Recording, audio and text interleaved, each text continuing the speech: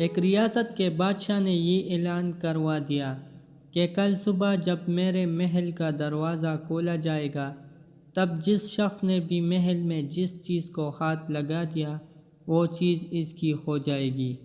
اس اعلان کو سن کر سب لوگ آپس میں بات چیت کرنے لگے کہ میں تو سب قیمتی چیزوں کو ہاتھ لگاؤں گا۔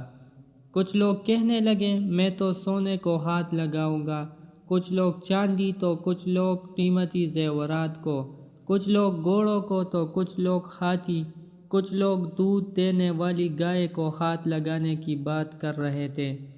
جب صبح محل کا مرکزی دروازہ کھولا اور سب لوگ اپنی اپنی من پسند چیزوں کے لیے دوڑے، سب کو اس بات کی جلدی تھی کہ پہلے میں اپنی من پسند چیزوں کو ہاتھ لگا دوں تاکہ وہ چیز ہمیشہ کے لیے میرے ہو جائے۔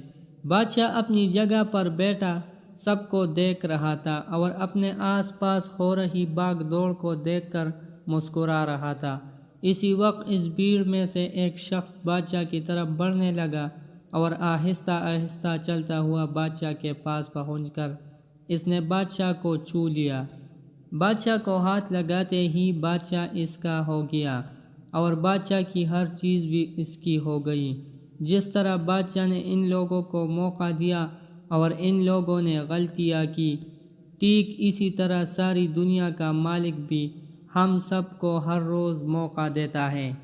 لیکن افسوس ہم عقل کے اندھے لوگ بھی ہر روز غلطیاں کرتے ہیں۔ ہم اللہ کو حاصل کرنے کی بجائے اللہ کی بنائی ہوئی دنیا کی چیزوں کی آرزو کرتے ہیں، لیکن کبھی بھی ہم لوگ اس بات پر غور نہیں کرتے کہ کیوں نہ دنیا کے بنانے والے مالک کو پا لیا جائے۔ اگر مالک ہمارا ہو گیا تو اس کی بنائی ہوئی ہر چیز بھی ہماری ہو جائے گی، اور اللہ کو پانے کا آسان طریقہ یہ ہے جس چیز سے اللہ نے ہمیں روکا اس سے رک جائے، اور جس چیز کا حکم دیا اسے اختیار کرے، اور دنیا کو پانے کی آرزو میں حرام کو حلال مت قرار دے۔ اللہ ہم سب کو نیک راستے پر چلنے کی توفیق عطا فرمائے۔